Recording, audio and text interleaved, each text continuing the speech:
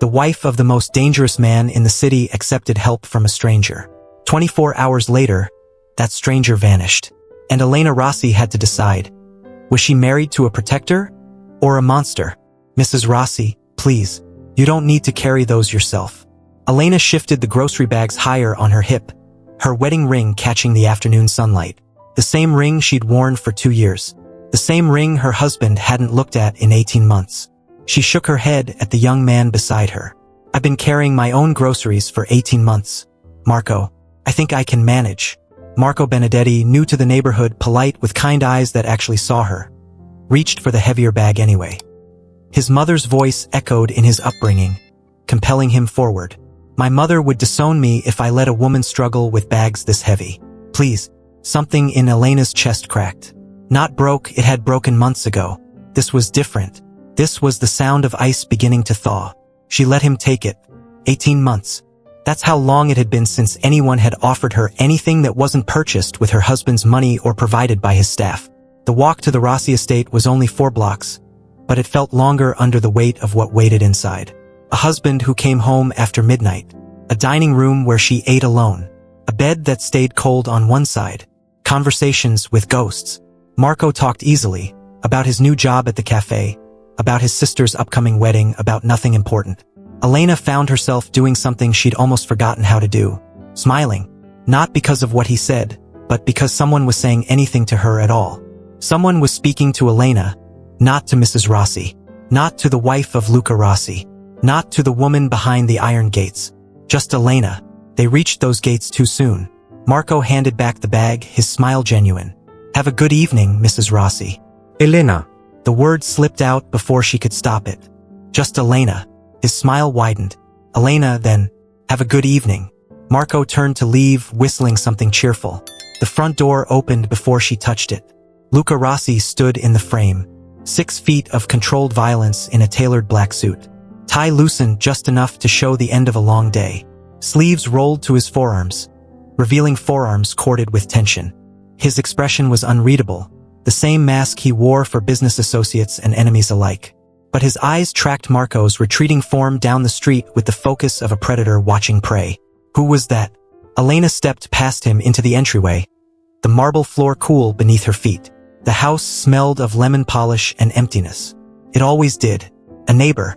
I don't know him. Not a question. A statement of fact that carried weight. Elena set the bags on the hall table, not looking at him. Every movement careful, controlled. You don't know most of my days anymore, Luca. She paused, letting that sink in. Why start now? Dinner was set for 1 as always. Elena had stopped asking the staff to set 2 places after the 6th month. There was no point pretending. Hope was expensive and she'd run out of currency to spend on it. The dining room could seat 16. Tonight, like every night for the past year and a half, it seated 1. She was halfway through her meal. Some chicken dish prepared by a chef she'd never met, seasoned to perfection, tasting like absolutely nothing. When Luca appeared in the doorway, he didn't sit. He never sat anymore. His name? Elena didn't look up from her plate. Marco Benedetti. He works at the cafe on 4th Street. He's 23 years old. He has a sister getting married next month. He likes jazz music and he makes a cappuccino with a perfect heart design in the foam. She finally met his eyes. He was being polite. Polite. Luca repeated the word like he was testing it for poison. Yes, polite. Kindness. From a stranger. She set down her fork. The clink against the plate louder than it should be in the cavernous room. Something I haven't experienced from my husband in over a year. Luca's jaw tightened. The only tell. You know what my work requires. I know what you've chosen to prioritize. Her voice was calm, not angry. That was worse somehow. Anger would have been fire. This was ice. I'm not asking you to explain it again. I memorized that speech months ago. He stepped into the room. Closer. His presence filled space like water filling a container, inevitable, total. You're my wife. On paper. Elena folded her napkin with precise movements, rose from the table. In practice, I'm a woman who eats alone, sleeps alone, and apparently can't accept help with groceries without an interrogation. She moved toward the door. Elena. Good night, Luca. She walked past him and he let her. That was the problem, wasn't it? He always let her walk away. The next afternoon, Elena stopped at the cafe. She'd been going there for months, long before Marco started working there. The owner, Mrs. Chun, made conversation without prying. The corner table had good light for reading. The coffee was decent. It was one of the few places Elena felt like a person instead of a possession. Marco was behind the counter when she entered, and his face lit up with genuine pleasure. Elena. The usual? She nodded, smiling despite herself. Please. While he made her cappuccino, they talked. Small things. His sister's wedding plans. The bride wanted doves. The groom wanted a simple ceremony, and Marco was caught in the middle. His culinary school applications. His mother's insistence that he needed a real job. Normal things. Human things. Things her husband used to talk to her about before the family business consumed him entirely. Marco handed her the coffee, the foam bearing a perfect heart. On the house, he said, for letting me help with those groceries yesterday.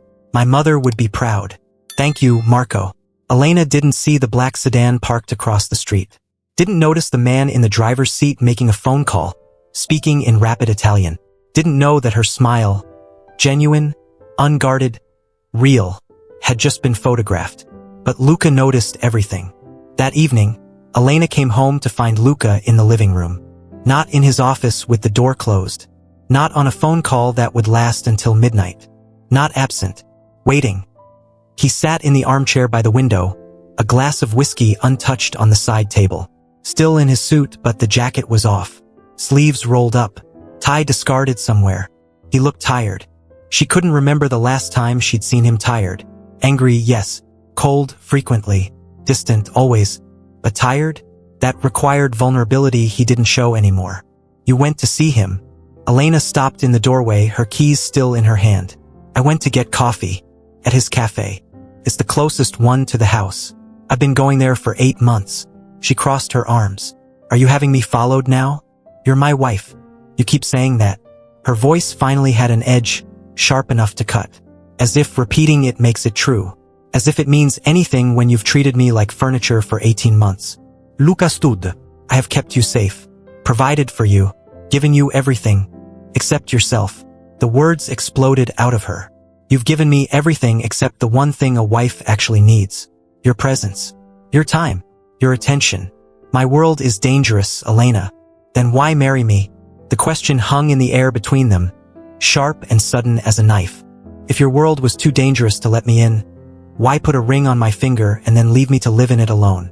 Why make me your wife if you were just going to make me your widow while you're still breathing? He had no answer. Silence filled the room like smoke. Elena stepped forward, close enough to see the exhaustion in his eyes. Close enough to smell his cologne, the same one he wore on their wedding day. Close enough to remember what it felt like to be close to him. I have never asked you to leave your work. I've never demanded you choose between your family business and me. I only asked, once quietly months ago, if you could have dinner with me. She paused. Once a week. That's all I asked. One dinner. 7 nights, and I wanted one. Her voice softened. Broke. You said you'd try. You never did. Luca's hand flexed at his side, the only sign of the war inside him. Elena. Marco Benedetti is a kind man who helped me carry groceries. He asks how my day was. He smiles when he sees me. He makes cappuccinos with hearts in the foam. She looked directly at her husband. He makes me feel like I exist. And I am so tired of feeling invisible in my own marriage. Elena turned toward the stairs. If you walk away now, Luca said quietly, each word chosen with precision, I will not follow. Elena stopped, looked back. You haven't followed me in 18 months, Luca. Why would tonight be different? She climbed the stairs.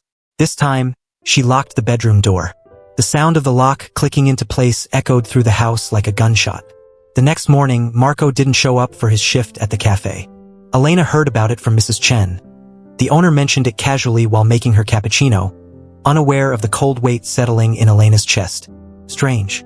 Marco's never missed a day. Didn't even call. Not like him at all. Elena's hand trembled around her coffee cup.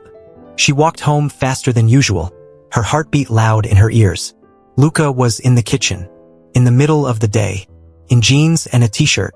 She'd almost forgotten he owned casual clothes. Almost forgotten what he looked like outside of his armor of suits and ties. Where is he? Luca looked up from his coffee, his expression neutral. Who? Don't. Her voice was ice and iron. Don't insult me. Where is Marco? Safe. That's not an answer. Luca set down his cup with deliberate care. He's been relocated. A new job. Different city. Boston. He's unharmed, well compensated, and completely unaware of why. Elena stared at him. The man she married. The stranger in her kitchen. You had him removed. I had a problem solved. He wasn't a problem. Her voice shook, not with fear but fury. He was a person. A kind person who committed the terrible crime of treating me like a human being. Luca stood. He was a man circling my wife. I am not your wife. The words exploded out of her, echoing off the kitchen tiles. I am a ghost in your house. A name you invoke when it's convenient. A possession you catalog. You don't get to play the possessive husband when you've spent 18 months proving I don't matter to you. Silence fell like a curtain. Luca's expression didn't change, but something behind his eyes did. Something cracked. You matter. Then prove it. Elena's hands were shaking. Not with money. Not with protection. Not by threatening strangers or relocating anyone who shows me basic human kindness. She pulled off her wedding ring. The metal was warm from her skin. She'd worn it every day for 2 years. Through every lonely dinner, every cold bed, every moment of invisibility. She set it on the counter between them. I'm gonna stay with my sister for a while. When I come back, if I come back, it will be because you've decided whether you want a wife or just the idea of one. Luca stared at the ring like it was a grenade. Elena. Goodbye, Luca. She walked toward the door. She made it to the front door. Her hand touched the handle. His hand caught her wrist. Gently, not restraining, asking, "Don't go." She didn't turn around. "Give me a reason to stay." His voice cracked. Luca Rossi, who negotiated with killers and commanded empires, who moved millions with a phone call and ended careers with a word, couldn't finish the sentence. Elena turned. For the first time in 18 months, her husband looked afraid. Not angry, not cold, not distant. Afraid. "I don't know how," he said quietly, the admission costing him. "I don't know how to be what you need and keep you safe from what I am." "You keep me safe by keeping me at a distance," Elena said. "But Luca, I'm drowning in that distance. I didn't marry you to be protected from you. I married you to be with you." His hand was still on her wrist. His thumb brushed across her pulse point, checking, maybe, that she was real, that she was still there. "I have made you invisible," he said slowly, each word carefully chosen, "because I was terrified of what making you visible would cost. It's costing me anyway." Her eyes filled with tears that had been building for months. "Every day you choose your fear over me, it costs. Every night I eat alone. Every morning I wake up next to empty space. It's costing me everything." Luca pulled her closer. Not fast, giving her every chance to pull away. She didn't. His forehead came to rest against hers, and she felt him shaking. "I will have dinner with you. Tonight. Tomorrow. Every night you'll tolerate me." His voice was low, rough. "I will sit across from you and relearn how to be a husband instead of a ghost. Luca. I will find Marco Benedetti and apologize. Personally. Face to face. And thank him." That made her pull back. "Thank him? For doing what I should have been doing all along." Luca's hand came up to cup her face, his thumb catching a tear. "For seeing you. For reminding me that my wife is not a possession to guard. She's a person to cherish." More tears fell.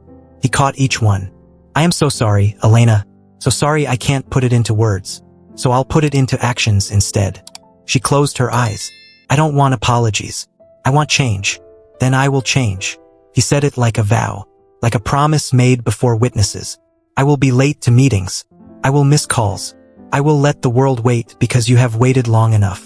Elena opened her eyes, picked up her ring from where it still sat on the counter, held it out to him. "Then prove it. Starting now." Luca took the ring with reverent hands, took her left hand in his, slid the ring back onto her finger, slowly, like a second wedding, like a renewal, like a promise being made for the first time in 18 months. "Dinner is at 7, he said quietly. "I'll be there at 6:30. "Why 6:30? "So I can help you cook." For the first time in 18 months, Elena smiled at her husband. Really smiled. "You don't know how to cook. Then you'll have to teach me." 3 months later, the Rossi dining room table was set for 8. Elena's sister, Maria, and her husband, Luca's brother, Dante, 2 of Luca's captains and their wives, And at the head of the table, side by side, Luca and Elena. He'd kept his promise.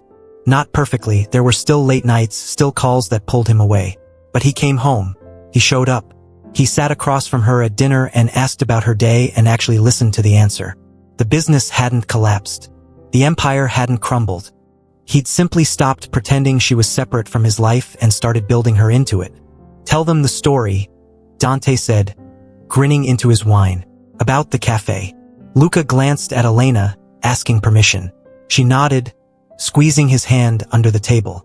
I may have overreacted when a young man helped my wife with groceries. The table erupted in laughter. Overreacted? Elena raised an eyebrow. You had him relocated to Boston. And then, Luca continued, flew to Boston to apologize in person, and funded his culinary school tuition, and wrote a reference letter for his applications. Guilt is expensive, one of the wives said, laughing. No. Luca reached for Elena's hand above the table, this time open, visible. Ignoring her was expensive. Almost cost me everything.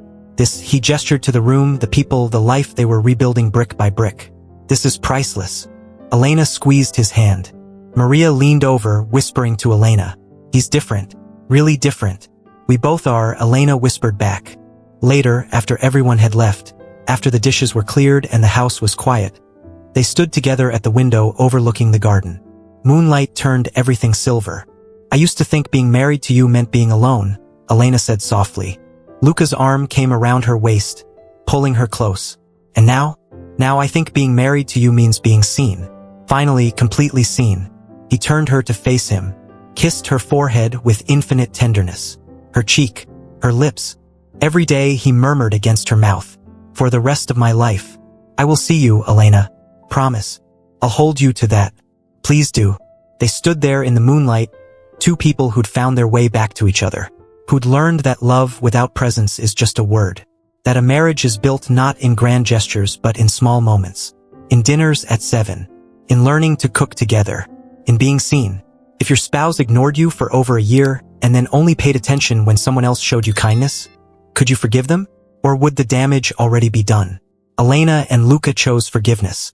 But forgiveness, they learned, isn't a moment. It's a practice. Every single day.